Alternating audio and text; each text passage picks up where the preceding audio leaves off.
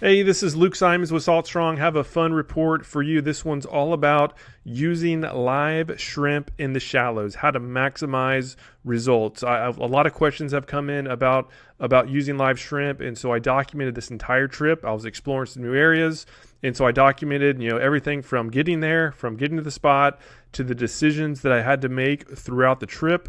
And of course, some helpful tips along the way as far as how to rig the shrimp as well as how to retrieve it to maximize results. So anyhow, let's get started. All right, so the spot I'm going to is right up here. Hopefully you can see it past me, but there's this little cut right in the mangroves. So I've been here once before.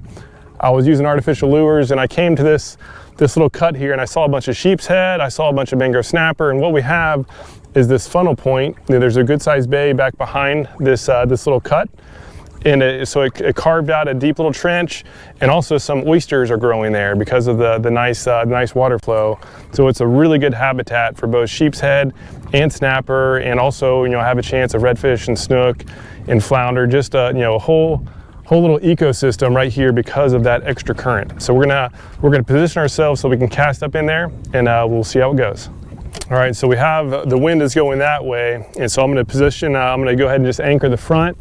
That way I can get some casts up here to this point, and then also get some back into this little trench as well. And the current's going in, so I'm going to try to drift some baits up through that cut and see what we can pick off. We're going to fish the outside first and then just work our way in. So that way, in case they're on the outside, we're not going to go in there and spook them.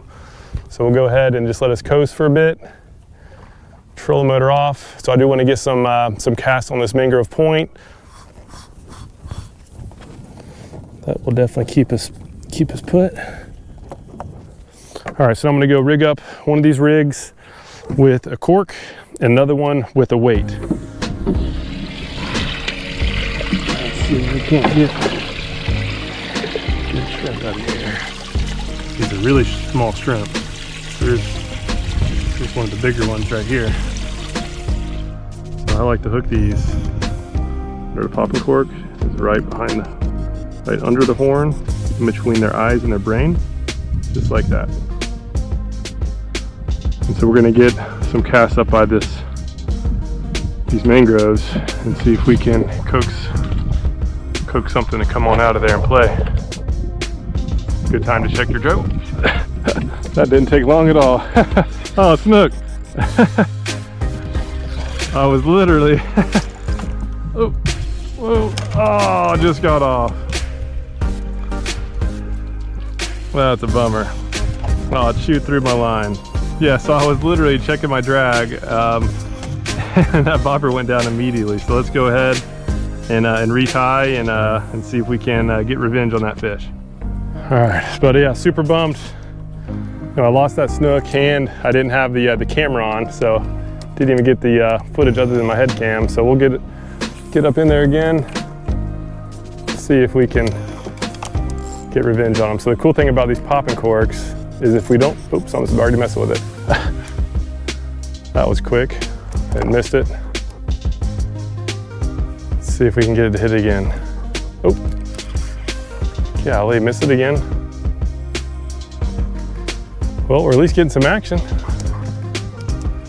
Those are probably some snapper there. That's really what I'm looking for. I'll get a smaller shrimp on and see what it is. All right, small guy coming on out.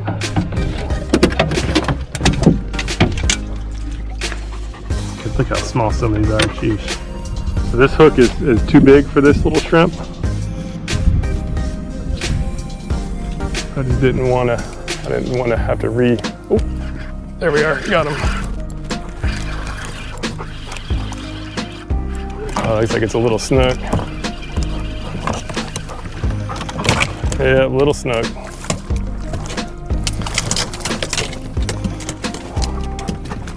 I would just say sit. Cool looking snook. Little Otis, you're about to fall in, bub. Little guy. All right, leader's frayed up, so we'll go ahead and retie. But at least we're getting some action.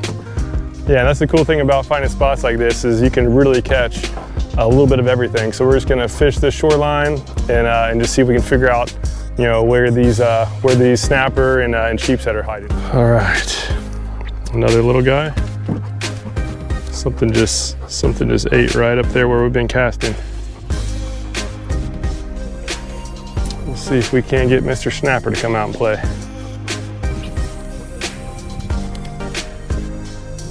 This is where accurate casts are really important. The closer you get to those mangroves, the more likely you're gonna have some success.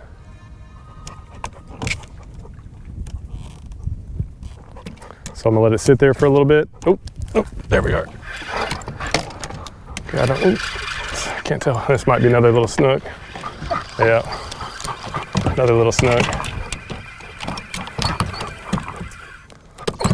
Oh, got off right there. Oh well, that wasn't what we're looking for. But hey, at least we're having some action. This has actually been pretty fun. Go ahead and check the leaders, looking good. So it might be just snook territory. I'm gonna go and try this side of the point next. See what we can get. All right, so just take note on how quickly this bobber shoots down after it lands. Something grabbed it. Might have grabbed the bait off. The count on that was maybe like 2 to 3 seconds, but long story short, there were a lot of fish under these mangroves. They were active, but live shrimp was a big deal. Oh, but he's still there. Not looking good, but he's still there. Let's see if we can get him. Yeah, and so here, this is a very clear example of just how much longer that bobber's sitting since that bait isn't live. The shrimp is basically intact, but it's just not moving. And this was by far the longest wait that I had, that trip. Even though I was super close to the mangroves, it was so evident that I knew immediately from the water. So that's the difference of live bait versus dead bait. Nothing's lasted this long when it's alive.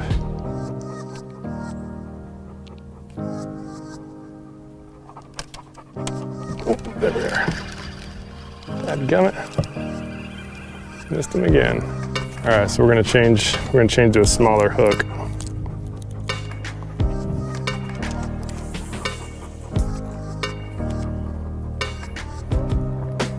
Go back up there on that point. There we are, got him. This might be a mangrove snapper here. Yep, little mangrove snapper. This one's gonna be too small, but we have the right species. Hey, Otis,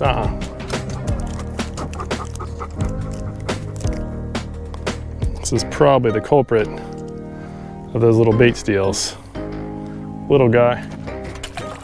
So what we'll do is I'm gonna go ahead and shift up and get a little bit closer. And we're also gonna start fishing on the bottom.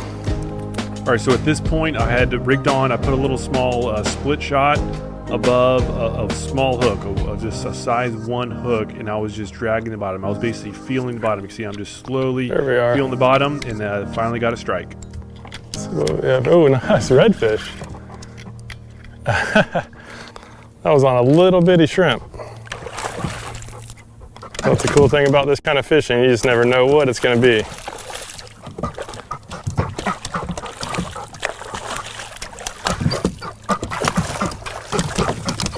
Otis is scaring everything away. Saw a little redfish.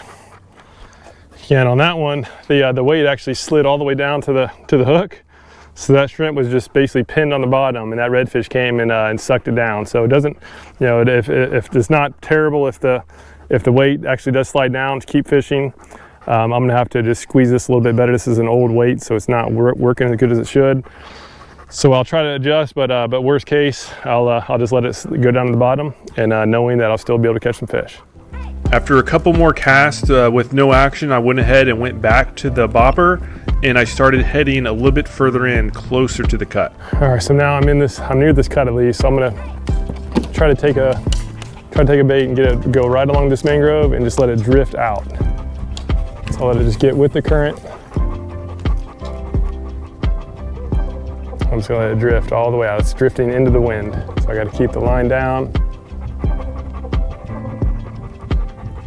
Oops, something just got it. There we are, got him. Oh man. Missed them. All right, so I'm gonna reposition again. Again, I wanna get my bait rod, looks like that's the deep side, and I wanna just drift straight along that bank.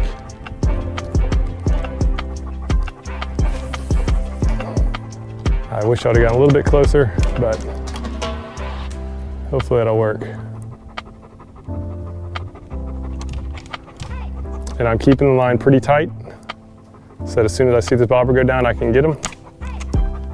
Oh, like right now. There we are, got him. There we are, that's a better fish. That might be a keeper snapper there. That looks like a keeper snapper. Nice. Yep. Dinner is served. Nice. This is what we're after. Just need a couple, I would say, hey, sit, sit. Good boy. So they only have to be 10 inches. I believe that is a 10-incher. Let's go ahead and measure it. Yep, it's 11. All right. A little bit of dinner. Some appetizer at least, but we'll take it. Every bit counts. All right, so I'm hoping that there's more snapper along this bank, so I'm just power pull down, just hunkered right here next to the mangroves, and all I need to do is just flip it out and just keep it close to those trees and just let it drift out. Oh, something's on it. Missed it.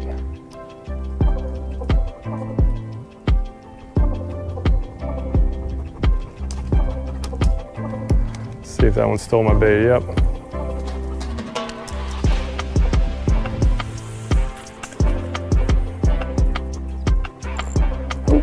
Oh man.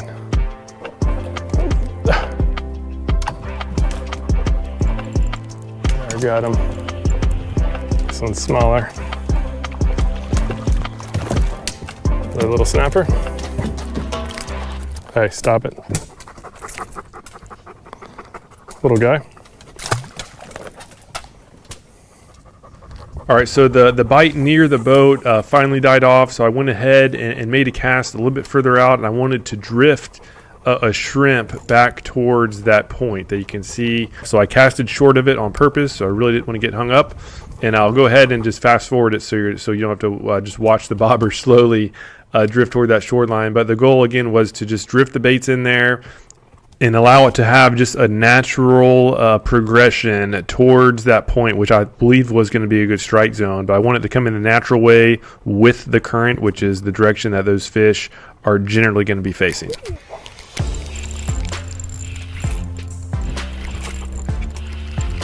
Got something right around the bend. This could be more dinner. Nice. So does hay. This is a nice snapper. This one's easily a keeper. Sweet. So at this point I had an 11-inch snapper, and the bigger one was about 12 inches. So still not quite enough for a full dinner, at least I didn't believe. And so I really wanted to get some more, so I stayed in the spot and really wanted to get at least one more keeper.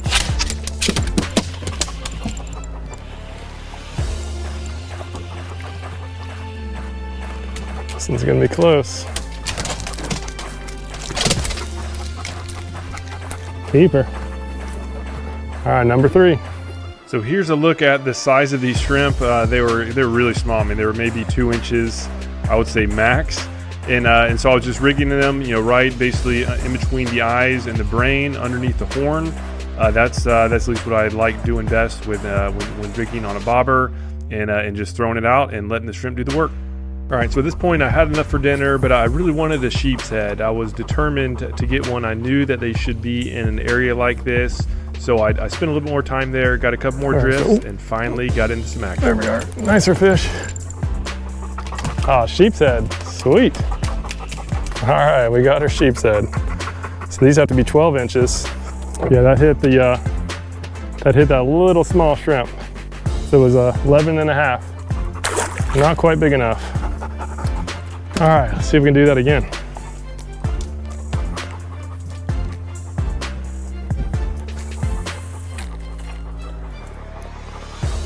All right, so I was right in the curve basically. So I cast it, I'm not trying to get super close to trees because I know the current's gonna take it back there. So I'm just getting out in front comfortably so I don't get stuck. And now I'm just letting it drift out there with the current in a natural state. This is the direction these fish are waiting on their next meal.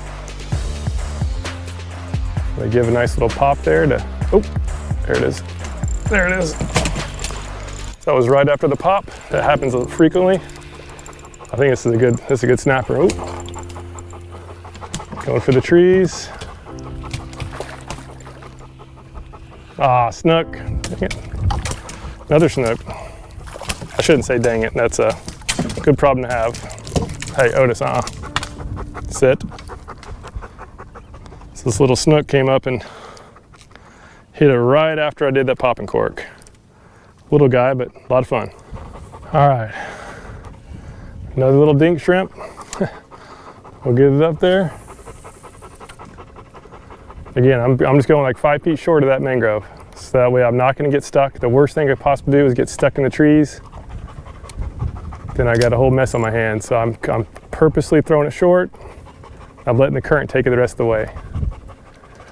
And so I basically have the bail open. So right now bail's open and I'm just feeding the line out.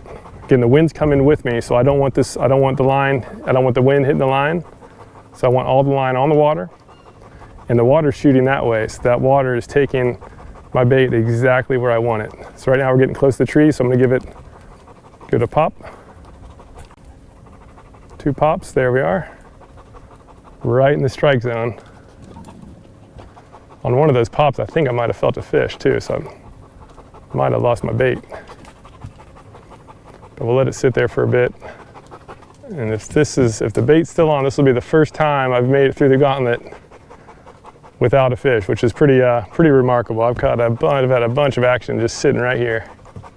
So I stayed just a little bit longer. In this case, I actually took the bobber off and I went back to the weight just to drop a shrimp, right there on the deep side. That right side was deepest, and that was actually a pretty decent cut. That was to the mangroves. It was about maybe 3 feet deep there, but that's plenty of depth to hold a good amount of fish, as you saw. I mean, pulled out a lot of fish from that ledge, just hooked up to another one. But you had a blast out there. This is just a really good way to fish, especially taking somebody new, where you might not be catching the biggest fish, but it pretty much ensures that you're going to have a lot of action. And a very big benefit is that there's just a lot of different species to be caught. A lot of different species live in these types of places, and they pretty much all eat shrimp. All right, so I have to, it's pretty shallow flat out here, so I'm just gonna fish my way out in hopes that I can get a trout. Basically a trout away from a slam. Got the red, multiple snook, but no trout. So there should be, so I'm just idling out, or we're troll motoring out, and there's some little white holes. Little holes in the grass, and that's usually where the trout will be hanging out. Oh, there we are. This might be the trout. Oh, it is. And we've got the trout locked in the slam. It's a mini one, but it was exactly where it was supposed to be. So the goal is to catch a slam. This is a nice way to go out there and quickly get a trout. Just get out there in the grass flats, throw a paddle tail like this, and if they're there, they're gonna hit it. All right, so heading in now, had a really good time. Had a lot of action. I was out there for about 3 hours, pretty much in the middle of the day. Had incoming tide, and that spot proved to be good. First time I've ever used live shrimp in this area, and I haven't really used live shrimp in a while, but the same tactics and strategies that I used to use elsewhere, I mean, it still applies. It's the same strategies aren't region specific in most cases. So in this day in particular, again, I was for the shallower water, and to keep the shrimp above the oysters, I was using the bobber, and then to fish the outer side of the oysters and down towards the outer edge. That's when I put the weight on. That's when I caught the redfish, but then pretty much everything else was on the bobber, just because it was keeping the shrimp out of trouble and keeping me from getting hung up. So I hope you enjoyed that video. Otis here is getting hot, so time to head in for a quick bite to eat. But yeah, I did bring home some dinner, so that's a success. Those 3 snappers should be enough for dinner. Thank you so much for your time and watching this video.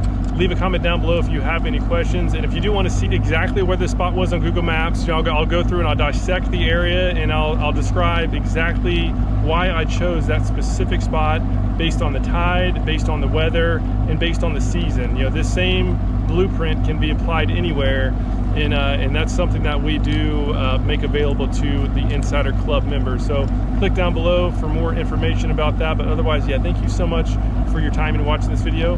Hope you can get out of the water soon and catch some big ones.